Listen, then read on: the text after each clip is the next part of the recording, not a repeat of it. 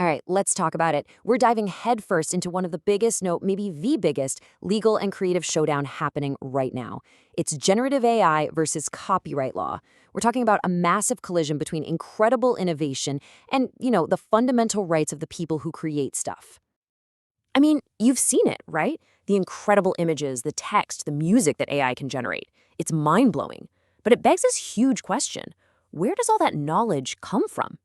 And that simple question, well, it has a ridiculously complex answer. To really get this whole debate, we've got to look under the hood and see how these things are actually built. Okay, so here's where we start. It all comes down to one thing, really, data.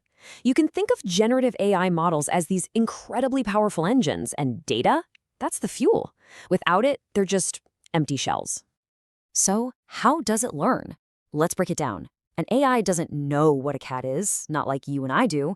Instead, it chews through millions, and I mean millions of images that humans have labeled cat. From all that, it starts to figure out the statistical patterns, the specific arrangements of pixels that usually mean pointy ears, whiskers, furry. It's not thinking, a feline. It's just calculating probabilities. It's all just math, really. And the scale we're talking about here is, well, it's just mind-boggling. We're not talking about a few thousand examples, not even millions. We're talking billions of data points. For something like a language model, that's basically the entire public internet scraped up and fed into it. For image models, billions of pictures, with their captions, all digested by the machine. And this is where we get the crash, right here. Because that giant treasure trove of human creativity, all those novels, photos, songs, all that code, it's not just floating out there for the taking. So much of it is intellectual property. It's protected by copyright. And that brings us to the multi-trillion-dollar question. Can a company just take all that stuff and use it to train their commercial AI without asking, without paying? Well, if you ask the AI developers, the answer is a resounding yes. And their entire legal argument really hangs on this one powerful but also famously complicated idea in U.S. copyright law. That idea is called fair use. The best way to think about it is like a safety valve for copyright. It's there to make sure copyright law actually encourages creativity instead of strangling it by letting people use copyrighted stuff in certain limited ways without having to get permission. But of course, the billion-dollar question everyone's asking is, does training a giant AI model count as one of those things? So how do courts decide? Well, it's not a simple checklist, unfortunately. They have to balance these 4 factors to figure it out. And you can see them here. But honestly, it's that very first one, the purpose and character of the use, that's become the main battleground in this whole AI fight. This right here is the heart of the AI company's argument. They say, look, the AI isn't reading a book for fun. It's not enjoying the story. It's a machine that's just analyzing the text to learn statistical patterns, like which words tend to follow other words. The purpose, they argue, is totally transformed. It's no longer art. It's just data analysis, pure math. And here's the analogy they love to use, the one that compares AI training to how humans learn. Their argument goes something like this. An artist spends a lifetime studying thousands of paintings to understand style and technique, right? Well, they say an AI does the same thing, just on a massive scale. It ingests millions of images in weeks to learn patterns. They claim the process is basically the same, just supercharged. Okay, so that's one side of the story. But the artists, the writers, the musicians, they see this in a completely different light. For them, calling it learning misses the point entirely. To them, that whole learning analogy is just a convenient smokescreen. What they see is a massive for-profit company making millions or even billions of illegal copies of their work they poured their lives into. And for what? To build a product that's going to turn around and compete directly with them in the marketplace? They're saying that's not inspiration, that's just old-fashioned infringement on an industrial scale. In the scale we're talking about, it's just wild. Take one of the big lawsuits right now. Getty Images versus Stability AI. Getty is alleging that Stability AI copied, get this, over 12 million of its photos, complete with all the metadata, without a license, just to train their AI.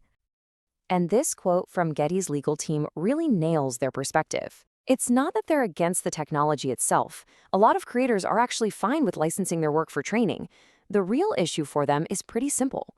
It's about doing it without permission and without payment. It's about consent and compensation. And this really gets to the core of their biggest fear. What happens to their jobs, to their market? They see these AI tools generating stuff that can directly replace what they do for a living.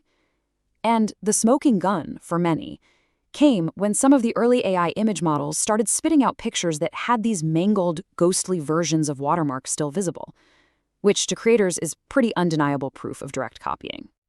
So, we've got the battle lines drawn. You have team innovation on one side and team creator on the other. And now, pretty much everyone, courts, governments, the companies themselves, is desperately trying to figure out a way through this mess. And surprise, surprise, there's no one-size-fits-all answer. Everybody's tackling it differently.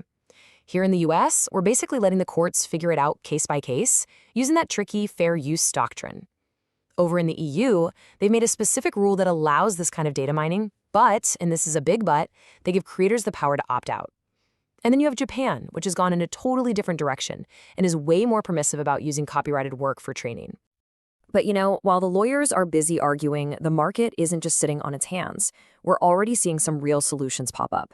Big AI companies are starting to sign licensing deals with publishers. Other companies are popping up that promise their AI models are ethically sourced, trained only on licensed data. And get this, some of the big players are now offering to cover their users' legal fees if they get sued for copyright. That tells you they know there's a risk here and they're trying to get ahead of it. So where does this all leave us? Well, we're smack in the middle of this moment of huge uncertainty, but also huge opportunity. It really all boils down to this one central conflict, doesn't it? On one hand, you have this absolutely game-changing technology that could reshape everything. And on the other, you have this foundational idea that people who create things should get to control their work and get paid for it. And the solution probably isn't going to come from just one place. The courts are going to play a huge role reinterpreting old laws for this crazy new world. Then you've got the lawmakers, who might just write totally new rules from scratch. And finally, you have the market itself, which might just solve the problem on its own with new deals and new business models before the government even gets around to it. And let's be clear, the stakes could not be higher. Seriously, the balance we find here, or fail to find, is going to define what creativity even means for decades to come. It's going to decide who wins and who loses in this revolution, and what it even means to be an artist in the age of AI. So we're left with this huge question. We have these two incredibly powerful forces, creativity and technology. Are they going to figure out how to work together in harmony? Or are we heading for an inevitable, massive crash? Honestly, nobody knows for sure, but it is going to be absolutely fascinating to watch.